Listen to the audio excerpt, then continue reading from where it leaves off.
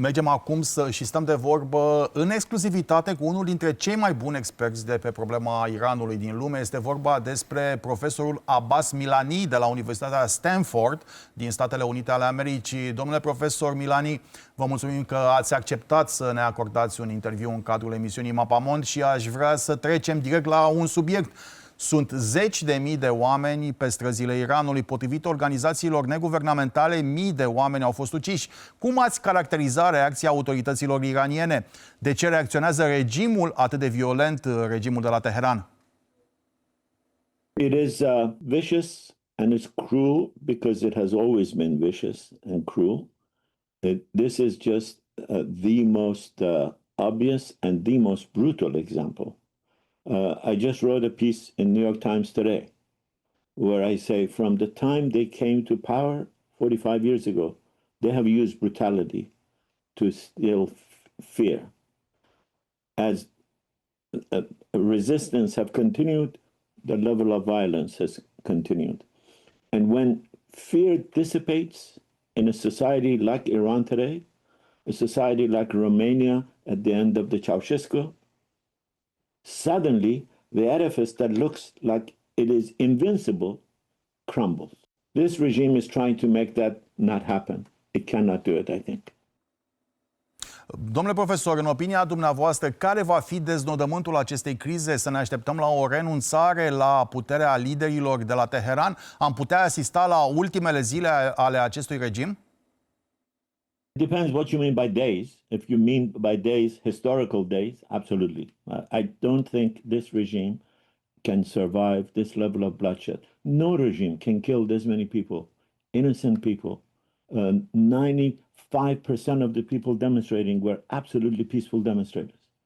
And to take machine guns to them, by some credible account, to bring foreign mercenaries to kill them, bring Iraqi Hashd al-Shabi to kill people, that cannot continue. But the regime, again, like Ceausescu, like some of the other countries, they don't learn lesson. When they think they can fight their way and with blood, they can bring quiet. They can't. The only thing they do is that they create the next cycle of power, resistance, and more violence needed. At one time, they can't kill their way out. They're very close to that. They still have people who are willing to kill for them. But I don't think that is going to be long. Am putea fi martorii încetării protestelor, iar de aici încolo transferul de putere să fie unul pașnic, fără lupte de stradă, răniți și morți? Ne putem aștepta la un transfer pașnic de putere, poate către fiul șahului, Reza Pahlavi? I can't imagine a peaceful transfer because it hasn't been peaceful yet. I mean, they've killed so many people. There will come a moment, I think, that many people within the regime will recognize that they can't kill their way out of this, and they will try to find maybe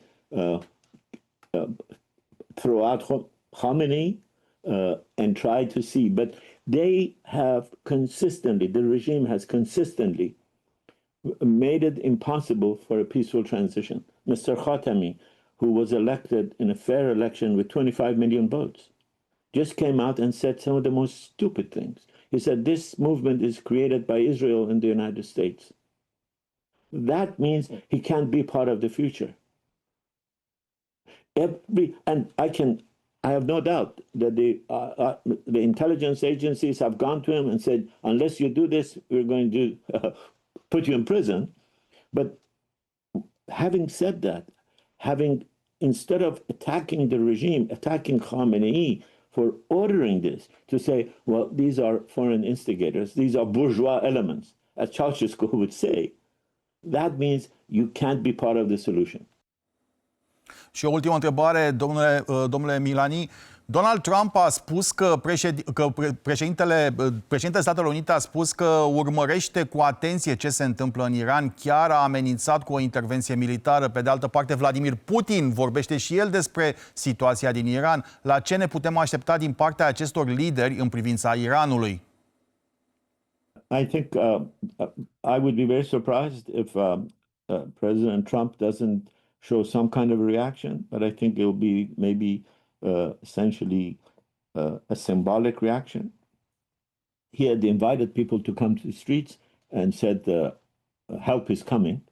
And I don't think he wants to go down in history as someone who incites people. And then again, in your neighborhood, people historically remember Hungary, 56, when the US government said, go out in the streets, we have your back. And they didn't. And catastrophe happened. So I think he will, but I don't think the solution to Iran's problem is a military solution from outside. The solution to Iran's problem is for people of Iran, like people of Romania, to rise up at one moment and say, enough is enough. And recognize that this veneer of omnipotent that Ceausescu and the Communist Party had created is a veneer. This is a house of cards. If you are not afraid of it, it will collapse. It happened in Poland when Poles understood that there are far, far more critics of this regime than supporters of this regime. That moment is here in Iran. But the regime still has the capacity to kill. So its days, as you say, are numbered, but they still have some days of killing in them. I think Putin has decided, that's how China, Iran's two biggest defenders. I think they have decided that this is not a game they want to play. This is not a regime they can save. They're trying to minimize their loss. Putin has virtually said nothing. When the US attacked, when the US threatened to attack, China said nothing except a perfunctory, we don't support interference in other people's affairs. And people who have lived in countries like Romania know that means nothing.